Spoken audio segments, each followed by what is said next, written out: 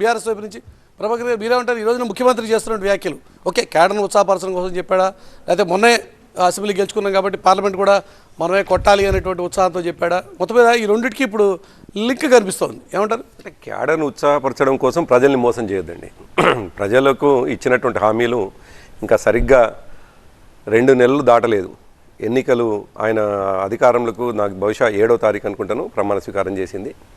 ఇంకో 4 రోజులైతే 2 నెలలు అవుతుంది. 2 నెలల క్రితం తను హామీలు ఇచ్చినాడు, చాలా హామీలు ఇచ్చినాడు. దాదాపు 420 హామీలు ఇచ్చినాడు. 6 ఏమో ఇమీడియట్గా ఇస్తా అని చెప్పినటువంటివి. ఇమీడియట్గా ఇస్తా అన్నటువంటి వాటిలలో ఒకటి మాత్రమే నెరవేరింది ఇప్పటికీ. ఒకటి, అది మహాలక్ష్మికి సంబంధించినటువంటి మహాలక్ష్మి స్కీమ్లో బస్సులకు సంబంధించినటువంటి ఉచిత బస్సు తప్ప గ్యాసు 500 రూపాయలకు సంబంధించిన గ్యాస్ రాలేదు, 2500 రూపాయలు ప్రతి మహిళకు అనేటువంటిది రాలేదు. ఇదే కాకుండా రైతు బంధుకు సంబంధించి ఇప్పుడు ఆగండి, మీరు ఎవరు తీసుకోకండి, 10,000 రూపాయలు తీసుకుంటే మేము మా ప్రభుత్వం వచ్చిన తర్వాత 15,000 రూపాయలు తీసుకుందరు అని చెప్పినారు. ఇవన్నీ కూడా ప్రజల్ని మోసం చేసేటువంటి మాటలు మొన్ననే చెప్పిండు అని చెప్పి ఆయనంతలో ఆయన ఒప్పుకున్నారు ముఖ్యమంత్రి గారు. కాంగ్రెస్ పార్టీ ఆ రోజు ప్రజలను అడిగినటువంటి మాట కూడా 100 days లో వాటిని ఇంప్లిమెంట్ చేసేటువంటి ప్రయత్నం చేస్తాం. మీరు అన్నట్టుగా 60 days కూడా అవ్వలేదు, ఇంకా టైం ఉంది. 100 days అనలేదు ఫర్ యువర్ కైండ్ ఇన్ఫర్మేషన్. 100 రోజుల్లో దయచేసి 100 రోజుల్లో హామీలు నెరవేరుస్తాం. Congress party it's on record. నేను రికార్డునే చెప్తున్నాను, ఆయన రికార్డు మీరు మళ్ళీ ఇప్పుడు వినిపించమంటే వినిపిస్తాను. 9వ తేదీ నాడు నేను మొదటి సంతకం పెడతాను, నేను రాగానే సంతకం పెడతాను, మీరు బ్యాంకులకు క్యూ కట్టండి, 2 లక్షల రూపాయలు తీసుకోండి.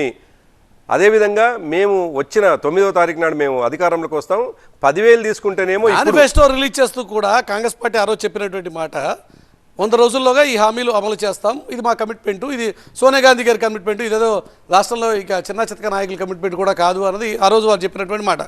అది సభలో అయితే ఉంది. సరే ఓకే, మీరంటున్నారు సభలో కాదు మురళి గారు, ఇది ఆన్ రికార్డ్ ఉన్నటువంటిది. బహుశా మీ లైబ్రరీ ఉంటే తెప్పించుకోండి, ఇప్పుడు ఇమీడియట్గా మీ వాళ్ళని అడిగి తెప్పించుకోండి.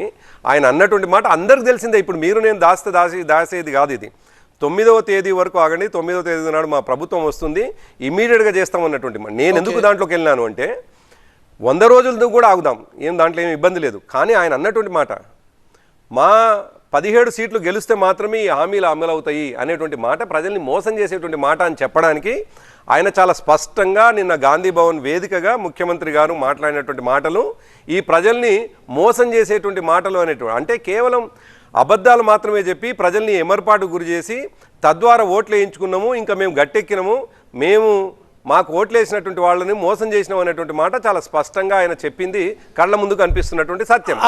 ఆ రకంగా ఎందుకు కరిప్రభాకర్ గారు విపక్షాలు కాబట్టి ఇలా చూడాలి అని మీరు చూస్తున్నారా? ఎందుకంటే కేంద్రంలో అధికారంలో కాంగ్రెస్ పార్టీ వస్తే మరిన్ని కార్యక్రమాలు చేసుకోవడానికి కానీ, లేక మన రాష్ట్రానికి అదనంగా నిధులు తెచ్చుకోవడానికి కానీ ఆస్కారం ఉంటుందని చెప్పే ప్రయత్నం. ఎందుకంటే మీరే నిన్నటిదాకా 10 ఏళ్ళ అధికారంలో ఉన్న మీరు, భారతీయ జనతా పార్టీ మోసం చేసింది, కేంద్రం నుంచి డబ్బులు ఇవ్వట్లేదు, మన రాష్ట్రాన్ని చిన్న చూపు చూస్తోందని నిన్నటి వరకు మీరే కొట్లాడారు అధికార పార్టీగా ఉండి. ఇవాళ కాంగ్రెస్ పార్టీ మేము కేంద్రంలో కూడా వస్తే మంచిది, మన స్టేట్కి ఇంకా బెనిఫిట్ అవుతుంది అంటే మీకు అభ్యంతరం ఏంటి? ఇప్పుడు బాధ్యత లేనటువంటి వాళ్ళు ఏమైనా మాట్లాడచ్చు. రేవంత్ రెడ్డి గారు మొన్న డిసెంబర్ 7వ తారీఖు వరకు ఆయనకేం బాధ్యత లేదు, బీసీసీ అధ్యక్షుడిగా మాత్రమే ఉన్నారు. పీసీసీ అధ్యక్షులు చాలామంది వచ్చినారు పోయినారు, కానీ ఇప్పుడు ఆయన ముఖ్యమంత్రిగా ఉన్నారు.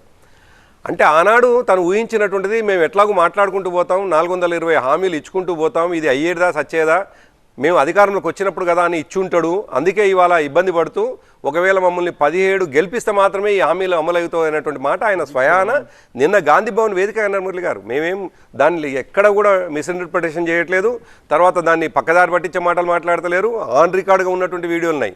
అంటే కాంగ్రెస్ పార్టీ చేసినటువంటిది కర్ణాటకలో మనకు కనిపిస్తూ ఉంది, మోసం చేసి అక్కడ ఉన్నటువంటి ప్రజల్ని మభ్యపెట్టి ఓట్లు వేయించుకున్నారు. ఇవాళ కర్ణాటక పరిస్థితి గందరగోళంగా ఉంది, మొసళ్ళు తీసుకొచ్చి సబ్స్టేషన్లలో వేస్తూ ఉన్నారు.